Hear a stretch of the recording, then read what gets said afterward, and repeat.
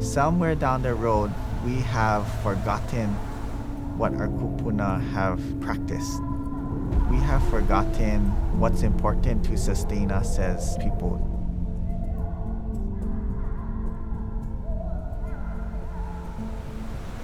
Our kuleana is to uplift our communities to their highest possible level, to thrive, to be healthy. Marcus has that vision of how we can improve the health of Native Hawaiians. And that's important because we have a lot of health disparities in the Native Hawaiian community. The Native Hawaiian population is foremost in health disease and cancer and diabetes. Looking back on the history of what happened to the Hawaiian population, it went from 800,000. 100 years later, it was down to 40,000. So that's a precipitous decline.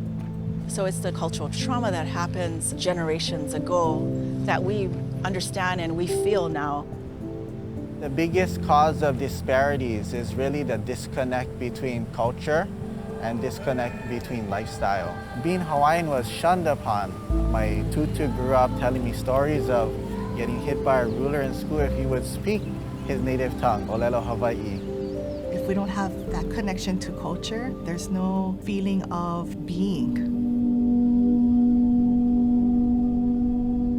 We need to help our community be connected to culture, to thrive and to grow.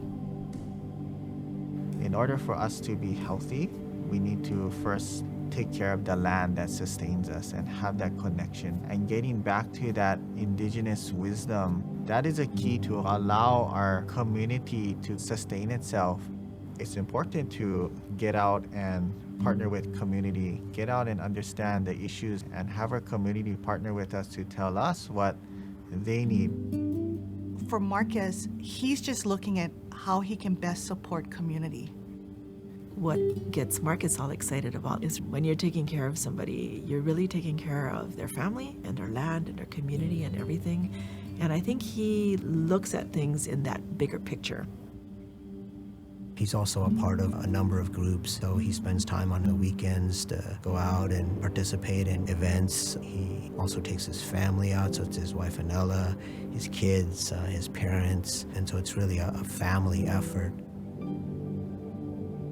The way he approaches his medical practice speaks to caring, and the reason he does things is for a greater good, but he's not pursuing it for the sake of goodness. He enjoys seeing other people get better. People just come to him just because of who he is and his character. It doesn't surprise me what he has accomplished in his young life. I remember when he became a third-year medical student, he won an award, so other people could already see that he was grounded in his culture and his people.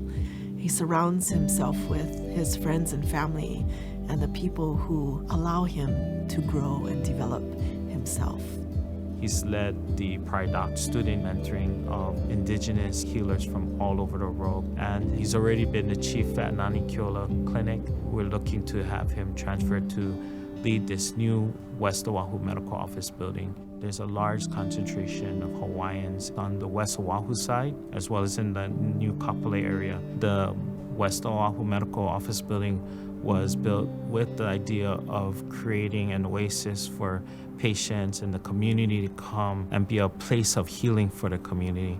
Being a part of an organization such as Hawaii Permanente Medical Group, who supports our work in Native Hawaiian health, has really helped me to move forward to uplifting the health of our entire community. Marcus is definitely connected to the Hawaiian community.